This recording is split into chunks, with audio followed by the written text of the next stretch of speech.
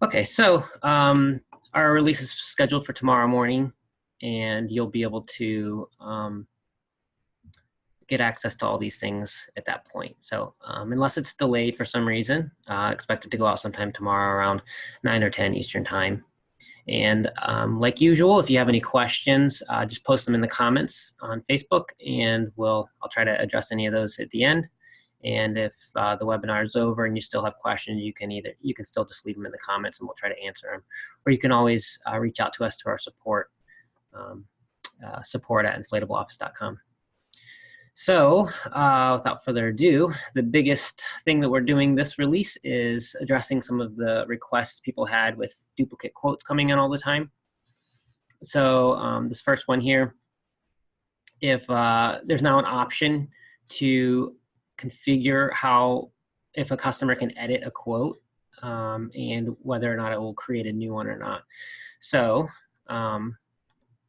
take a look here. So if we go over to settings and under online integration or online quoting here under integration, you'll see an option here. You just have to edit on this page, and you can adjust the number of minutes here, but it basically says allow customers to edit quotes within X number of minutes of creation. So if you set this to something like 20, then as long as if they keep editing the quote within the 20 minutes of it being created, it will allow them to keep making changes.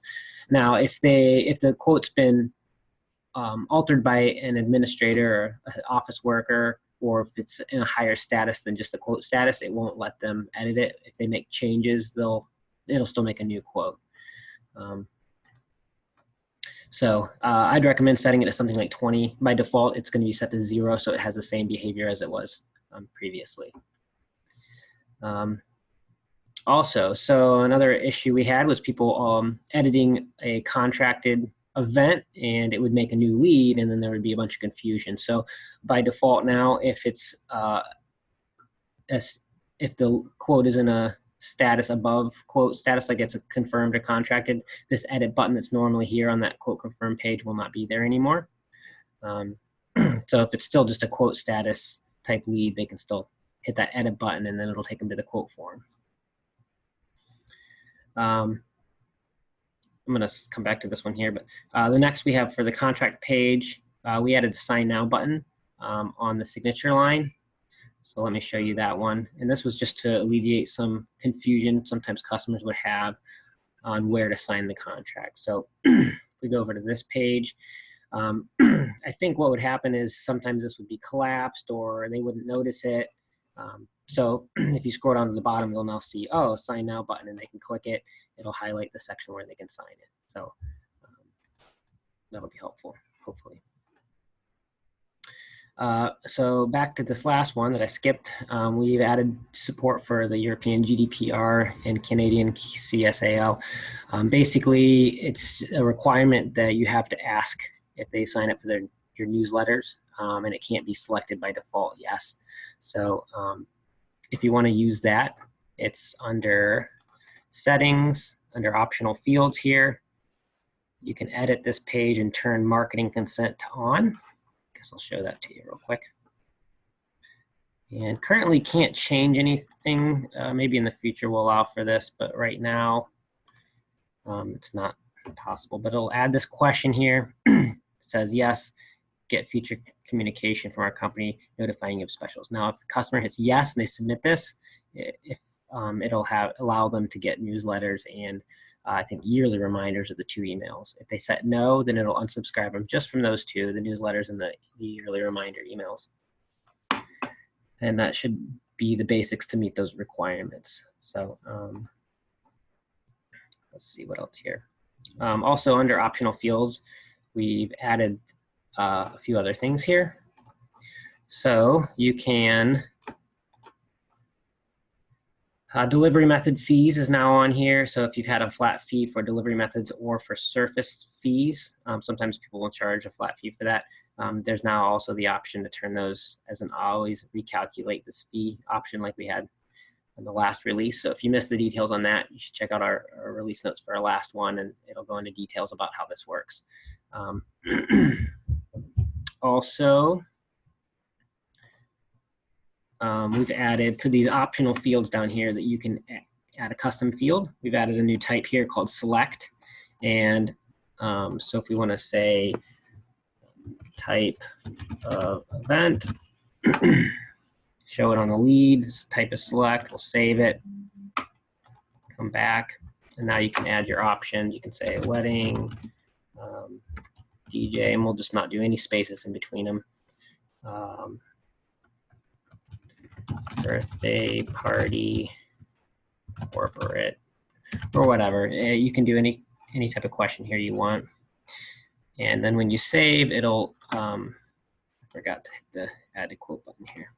This will add it to the quote form. So now on the lead, we'll have a drop-down box that you can just add options to if you go back to the optional fields here. And same thing on the quote page. Oops. We'll have, reload, we'll have that drop down here as well. And so if the customer edits the quote and comes back to it, it'll have it pre-selected whatever they selected last time. So we won't have to have that issue we used to have where it would always reset.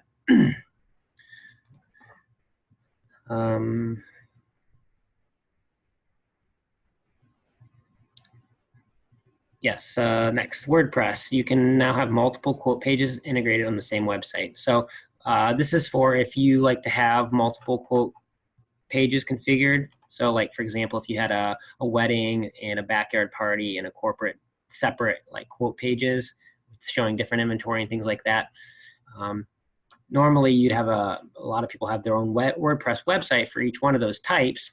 And so that worked fine. But if you have the same website and you have multiple different quote forms on here, before it didn't quite work right when you had the integrated quote pages. But now we support that, so it won't be an issue anymore.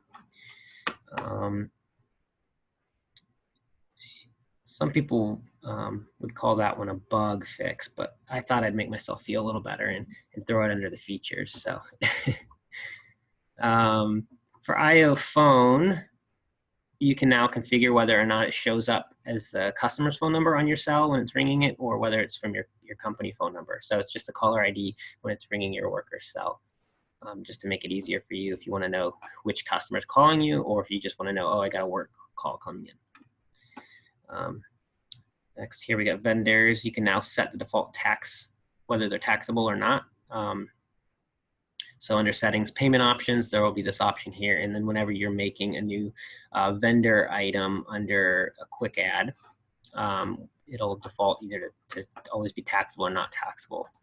I don't remember what it does currently, but at least now you can control it. So this is if you're doing this here and you're like, okay, we want to rent a rock wall from someone, and you hit the plus vendor button. And then you can say, oh, this person's now allowing me to rent this one. So you're basically adding a new item from the screen for a vendor item. So next, here we got IO phone. We just added voicemail transcriptions to show up on the CRM tab. So that's just makes it more convenient. And we have a number of bug fixes here too. The two that I wanted to point out to you was this one, leads auto recalculated fees will now auto be added. So what this means is previously, if distance charges, let's say, or a delivery fee or a coupon or something wasn't already on the lead, and you hit update, it wasn't auto adding it back unless it was, and there were certain circumstances. But anyway, if you mark that auto recalculate either on an optional field or on a promotion, and you hit just the update or save button without recalculating the whole lead, it'll still add that. It'll now add that line right on here before. So again, it's one of those things that I like to call a feature, but it's really just a bug. So either way, we fixed it. And then the other one I wanted to point out was AdWords. So if you were using our WordPress integration where we have the quote pages loading on your website, it wasn't quite correctly passing over that if the person came from AdWords or not. So we fixed that issue. So that was all I was going to go over today. I guess I'll leave this up for a minute. And if you have any questions or want me to go over anything a little bit more, now's the time to leave them in the comments. I'll wait for just a minute here and see if I can address any of those.